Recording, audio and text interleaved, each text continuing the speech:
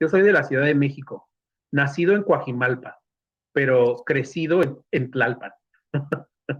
Oye, y me imagino que estás al pendiente de todo lo que ocurre, de todo pues no, todo, hasta un circo en un sector de la política mexicana. ¿Cómo ves a distancia lo que está ocurriendo en México? Y te lo pregunto con toda la transparencia, porque creo que está claro de qué patita cojeo yo, de qué lado de la mesa estoy yo, pero también creo que hay personajes que se exhiben solitos por las noticias falsas, por que le apuestan a lo peorcito de la política, y que esto le pone un ruido muy cochino a la sociedad mexicana, a la gente que a lo mejor nos ve y nos escucha, pero que pues que no está como nosotros deshebrando, desmenuzando, analizando. ¿Cómo ves las cosas a la distancia, Jesús? Pues a la distancia y muy cercano, la verdad es que la tecnología nos ayuda mucho en muchos sentidos y con la experiencia que adquieres haciendo periodismo, pues evidentemente te llegas de información muchísimo más fácil. Y pues bueno, tristemente el ambiente en México es complicado, pero debo decir que no es más complicado que el ambiente en Estados Unidos, la verdad. Y mucha gente piensa que aquí en Estados Unidos no es que es el ejemplo de la democracia, el ejemplo de las instituciones, y no. A ver, Estados Unidos está enfrentando procesos muy complicados también.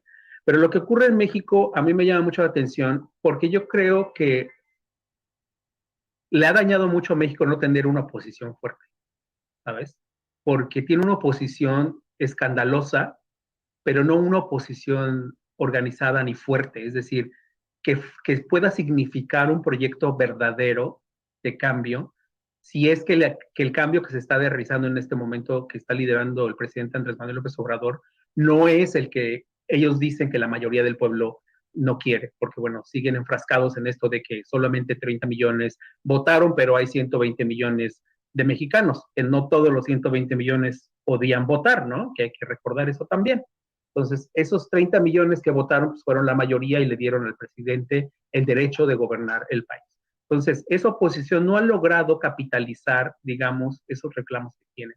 Y lo único que está haciendo, pues es, yo veo cada uno de los personajes y veo muchos ridículos, lamentablemente, y pues es el nivel de política que está haciendo, pero repito, no es algo distinto. A veces, por ejemplo, sale un personaje como Lili Telles, y yo veo un personaje como Marjorie Taylor Greene, que es que no sé ni a cuál irle, ¿no?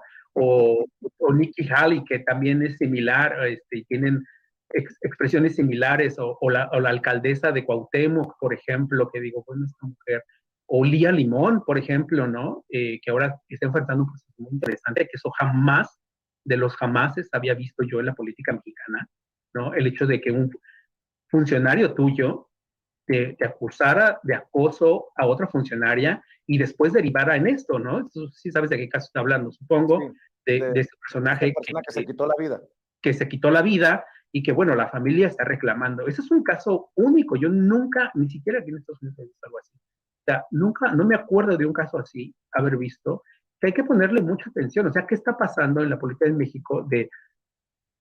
No es que en la política se valga todo, es decir, por Dios, hay que tener cierta valía. O sea, yo cubrí mucho de la política, muchos de los personajes que están en Morena estuvieron en PRD, lo sabemos, etcétera, etcétera. Hemos visto cómo ha sido este cambio, digamos, de poderes, pero yo creo que el principal problema en México es eso, las descalificaciones sin fundamento, muy escandalosas y que generan definitivamente muchísima más división que realmente aportar a un proyecto realmente alternativo. Una vez un periodista compañero me puso, estaba yo comentando la protesta de lo del INE y me llamó a mí mucho la atención legítimamente que la protesta fue y en los 15 minutos desapareció la gente. Es decir, yo nunca había visto algo así, o sea, ni siquiera tampoco en Estados Unidos. La gente protesta y regularmente se tarda y por lo menos unos 40 minutos en que se disperse. No, esto literal fue 10 minutos, ¿no? Y Y a mí me sorprendió y pregunté a una de las personas que acudió a la protesta, muy cercana, no a los organizadores, pero sí como parte del movimiento o que sé que apoya abiertamente ese movimiento. Oye, por qué se fueron tan pronto? ¿No? Y lo pregunté públicamente en Twitter. Y un compañero, un ex colega con el que trabajé en México, me dijo que dice Jesús, tiene ya, está muy, ¿cómo me dijo? Fue exactamente la palabra, trato de recordar la frase, de que yo ya estaba muy marcado, ya tenía, no tenía no hacía una cobertura objetiva sobre las cosas. Y yo dije, o sea, una pregunta válida ya es como no hacer una cobertura objetiva. ¿De qué estamos hablando?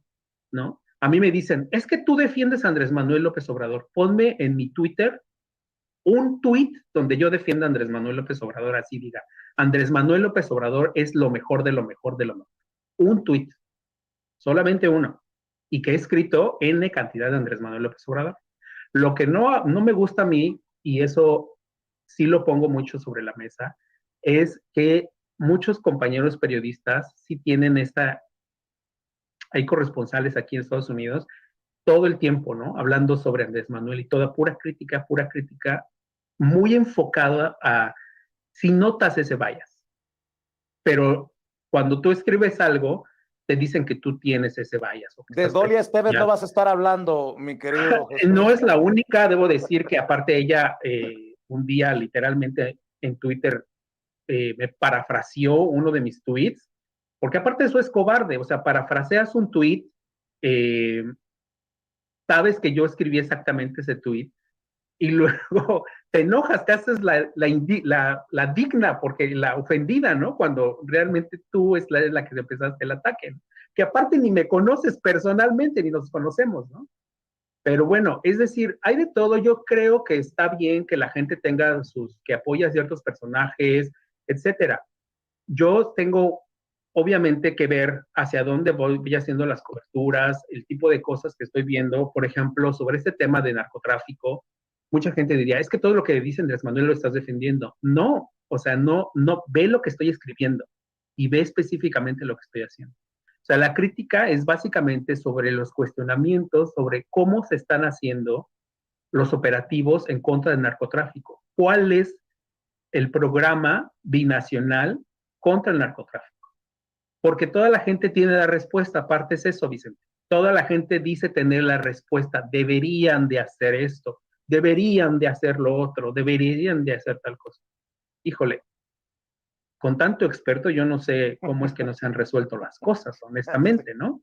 Claro. Oye. Honestamente. Entonces, yo veo muy complicado y yo creo que se va a complicar más porque, como dije, hay pues muchas diferencias, no hay puntos de conciliación y eso es complicado porque en el debate político, cuando no hay conciliación, pues pasan cosas como lo que pasó aquí en Estados Unidos el 6 de enero del 2021 y que todavía el país se sigue arrastrando y que ahora con lo que está enfrentando Donald Trump en una corte aquí en Manhattan. Entonces, obviamente, pues puede pasar. Ahora, es muy importante que los mexicanos estén como con los ojos abiertos para no caer en ese tipo de provocaciones que lleven justamente y deriven en ese tipo de cosas. Hay que mantener la cordura, pensar antes de actuar, claro, y no lanzarse ahí como diríamos en México, lanzarse como el borras, que yo no sé de dónde salió esa expresión, pero la escuché tanto que me gustó. Búscalo ahí en YouTube. Lanzarse como el borras. Creo que tengo una idea de algunas películas de los 80s. Claro, claro. Pero Oye, ¿cuántos